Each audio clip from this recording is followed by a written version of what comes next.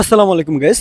যারা দুবাইয়ের মধ্যে ফ্রি ভিসা লাগাইতে চান অথবা যারা ফ্রি ভিসা লাগানোর পরে ভিসা ক্যান্সেল করতে পারতেছেন না, তারা আজকের ভিডিওটা দেখবেন এবং আমি আপনাদেরকে বলবো যে দুবাইয়ের মধ্যে ফ্রি ভিসা কীভাবে লাগাবেন অথবা লাগাবেন কি না।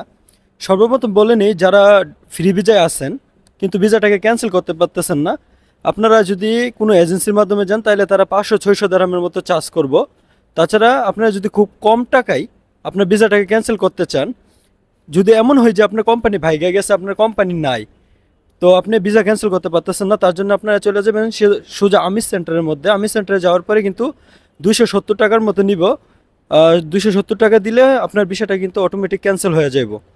এছাড়া আপনারা যারা ফ্রি ভিসা লাগাইতে চান তাদের জন্য আমি একটা কথা বলবো যে দেখেন, ফ্রি ভিসা লাগাবেন না।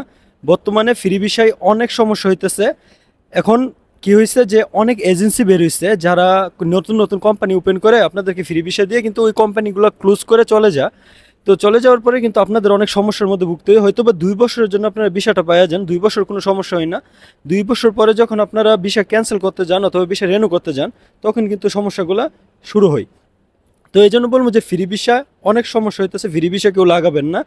তাছাড়া ফ্রি ভিসা ক্যান্সেল করতে চাইলে আমি সেন্টারে যাবেন, 270 টাকা দিয়ে কিন্তু ফ্রি ভিসা ক্যান্সেল করতে পারবেন।